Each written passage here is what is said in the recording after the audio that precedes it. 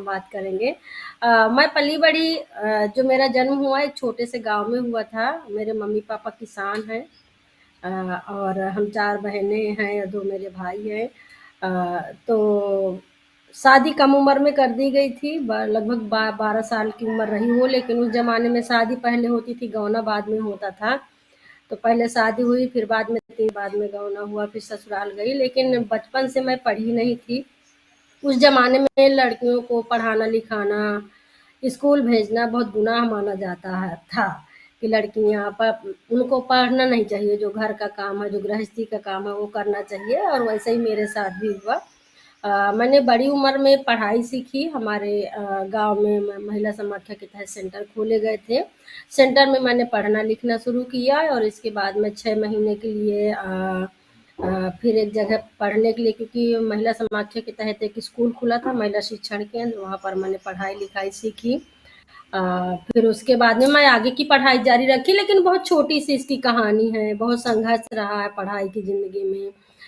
और मैं पहली अपने गाँव से लड़की थी जो मैंने पढ़ना-लिखना सीखा उस उम्र में, फिर इसके बाद लड़कियाँ जाने लगीं। तो मैंने फिर इसके बाद धीरे-धीरे अपनी पढ़ाई जारी रखी और महिला डाकिया हमारे इलाके से महिला समाख्या के थ्रू जो उनकी एनजीओ की 2 पेज की पत्रिका होती थी, वो छापी जाती थी, मैंने उसमें काम किया।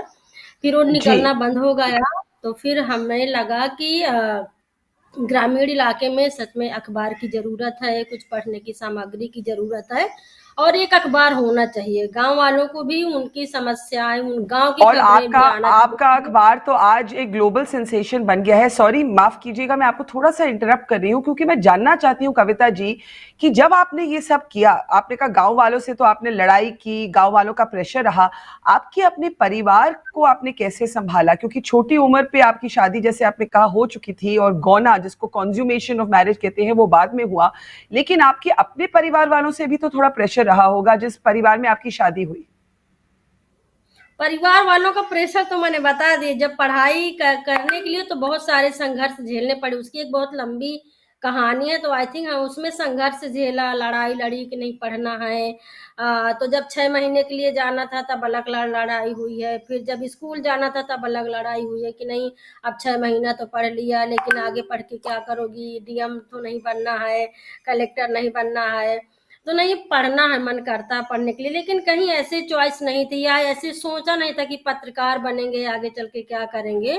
लेकिन हाँ, फिर एक मुहिम ऐसे चली कि फिर हम एक दूसरे से जुड़ते गए और 2002 में जब खबर लहरिया की शुरुआत की तो लगा कि हम महिलाओं को ही जोड़ेंगे, क्योंकि पत्रकारिता के क्षेत्र में औरतें नहीं हैं या औरतों का ये क्षेत्र माना नहीं जाता है।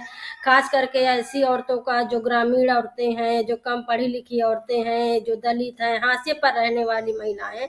मैं ये नहीं कहूंगी कि, मैं पहले बता दे रही हूँ कि खबर लहरिया में सिर्फ दलित महिलाएं नहीं हैं। खबर लहरिया में दलित भी हैं, आदिवासी भी हैं, मुस्लिम भी हैं और अन्य जाति की महिलाएं भी हमारे पर टीम में हैं। तो ये मैं आपका कोशिश ये नहीं, आपकी बात हमारा जो बिल्कुल ठीक है कोशिश कि रहा है शुरुआत में बरखा जी की दलित, आदिवासी, मुस्लिम महिलाएं, ग्रामीण महिलाएं, कम पढ़ी लिखी औरतें के द्वारा हमने खबर लहरिया की शुरुआत की 2002 में। जी हमने मैं गांव यही गांव से महिलाओं को इकट्ठा जी किया मैं यही कहना और जी मैं हमने यही